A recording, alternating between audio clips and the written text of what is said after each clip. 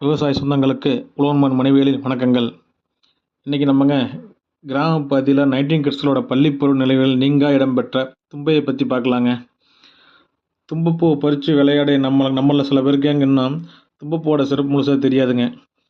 தும்பையில் பார்த்தீங்கன்னா பெருந்தும்பை, சிறுந்தும்பை, கருந்தும்பை, மலைத்தும்பை, கவிழ்ந்தும்பை, காசித்தும்பைன்னு பல வகை இருக்குங்க.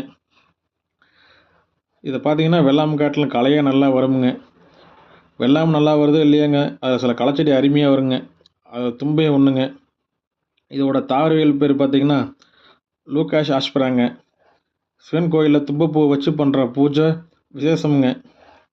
நாங்களாம் சின்ன பசங்க இல்லைங்க, பள்ளிக்கூடம் போயிட்டு வயல் வழியாக வர்றப்பங்க இந்த தும்பப்பூ பறித்து உறிஞ்சுவோங்க.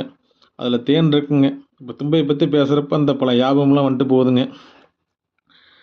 அப்போ இந்த தும்பையை தீயில போட்டுங்க, அதுலேருந்து வர்ற புகைக்கு பார்த்தீங்கன்னா கொசு கிட்டையே வராதுங்க.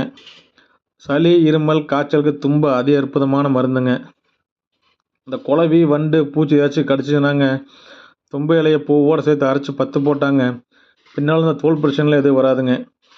மஞ்சக்காமலைக்கு நாட்டு வைத்தியம் பண்ணுறவங்க தும்பையை சேர்த்து தான் பயன்படுத்துவாங்களாமாங்க.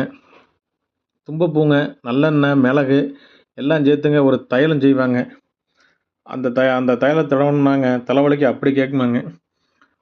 ஒத்த தலைவலிக்குங்க தும்பச்செடி பூவோடு எடுத்துங்க நல்லா தண்ணியில் போட்டு கொதிக்க வச்சுங்க அதில் ஆய பிடிச்சா சரியாகுங்களாமா. ஒரு சிலருக்கு பார்த்தீங்கன்னா அந்த நாவறட்சி பிரச்சனை இருக்குங்க. அவங்க நல்லா ஒரு கை தும்பப்பூ எடுத்துங்க ஒரு தண்ணியில் போட்டு கொதிக்க விட்டு அதில் கொஞ்சம் தேன் கலந்து குடித்தாங்க இந்த பிரச்சனை சரியாயிருங்களாமா. சரிங்க, இந்த வீடியோ பிடிச்சிருந்தா லைக் பண்ணி, ஷேர் பண்ணி, கமெண்ட் பண்ணிவிட்டுங்க. அப்படியே போகிற போக்கில் சப்ஸ்கிரைப் பண்ணிட்டு போங்க. அடுத்த ஒரு வீடியோவில் பார்க்கலாங்க.